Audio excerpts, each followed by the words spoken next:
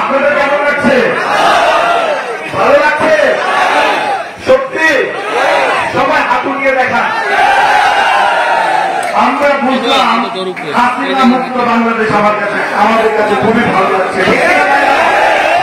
ভাইরা শোনেন, আমি দু একটি কথা বলবো। বক্তৃতা শুনেছেন, অত্যন্ত সুন্দর বক্তৃতা রাখেন আমাদের টিপু ভাই, সুন্দর বক্তৃতা রাখেন রাজীব, তাদের বক্তৃতা শুনেছেন, অন্যান্য নেতৃবৃন্দ বক্তৃতা দিয়েছে। আমি তো আপনাদের সাথে বরাবর বক্তৃতা দিতেই থাকি।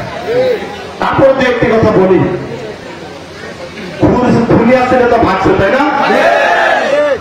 এখন তো তার দিন শেষ, ঠিক কিনা? এখন তার দিন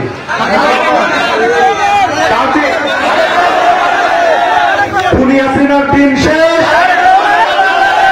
আমাদের বাংলাদেশ খুনি হাসিনার দিন শেষ, তারেক রহমানের বাংলাদেশ এখন তার দিন।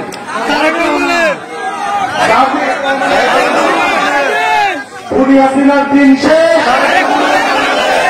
আমাদের বাংলাদেশ খুনি হাসিনার দিন শেষ।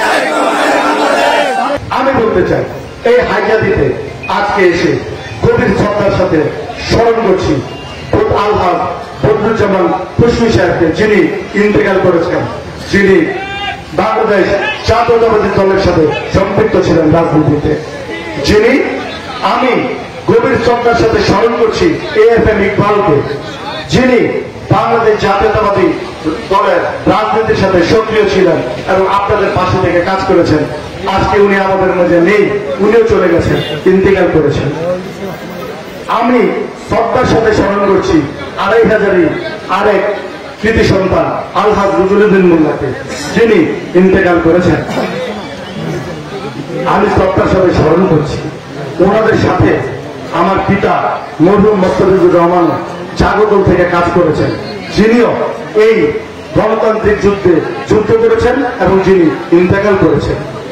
আপনারা সবাই ইনাদের সহ অন্যান্য যারা বিএনপির নেতৃবৃন্দ ইন্তেকাল করেছেন সবার জন্য দোয়া করবেন।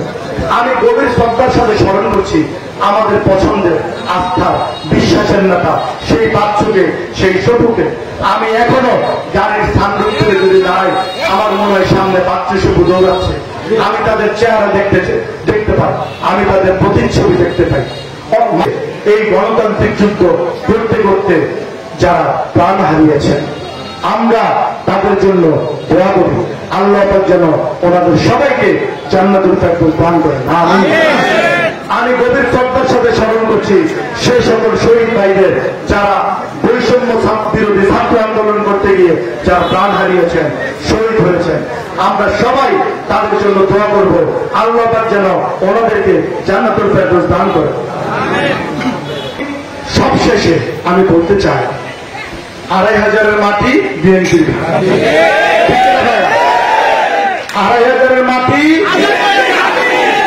সাউন্ড নেই কেন ভাইরা? সাউন্ড কোথায়? ২৫০০ মাটি তারেক রহমানের ঘাঁটি, ২৫০০ মাটি খালেদা জিয়ার ঘাঁটি। আপনারা আন্দোলন করেছেন, যুদ্ধ করেছেন, নিজেদের জীবন বাজি রেখে কাজ করেছেন। আজকে সে আন্দোলনের বিনিময়ে এই স্বাধীনতা পেয়েছেন। স্বাধীনতা মনে রাখবেন, স্বাধীনতা অর্জন করা থেকে রক্ষা করা বেশি কঠিন। স্বাধীনতা অর্জন করেছেন, স্বাধীনতা কিন্তু রক্ষা করতে হবে ভাইরা। শুনেছেন দেশটা তারেক রহমানের নির্দেশনা, কি নির্দেশনা দিয়েছে? চাঁদাবাজি করা যাবে না, লুটতরাজ করা যাবে না, মিথ্যা মামলা দেওয়া যাবে না, কাউকে কোন প্রকার অবস্ট্রাগল তৈরি করা যাবে না, অনুপ্রবেশকারীদের ঢুকতে দেওয়া যাবে না। আপনাদের উপর ভর করে কোন অনুপ্রবেশকারী যাতে কোন অপকর্ম করতে না পারে সেই দিকে সবাই সজাগ থাকতে হবে ভাইরা, ঠিক কিনা ভাইরা?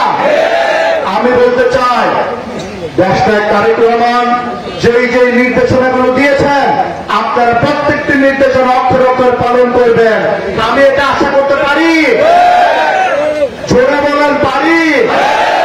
দলের প্রতি, বিএনপির প্রতি, দেশনায়ক তারেক রহমানের প্রতি 100% কমিটমেন্ট রেখেছেন এবং আপনারা বিএনপির প্রতি 100% ঐক্যবদ্ধ ইনশাআল্লাহ।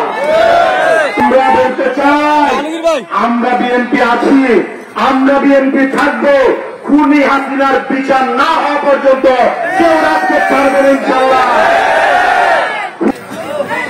যে সোনার বাংলা দেখতে চাচ্ছেন, যে সোনার বাংলা উপহার দিয়েছিলেন শহীদ প্রেসিডেন্ট জিয়াউর রহমান, সেই সুন্দর সোনার বাংলা গড়ার পক্ষে আপনারা সবাই কাজ করবেন। সবাই দেশনায়ক তারেক রহমানের হাতকে শক্তিশালী করে আগামী দিনে কাজ করে যাব, সত্যের পথে কাজ করে যাব।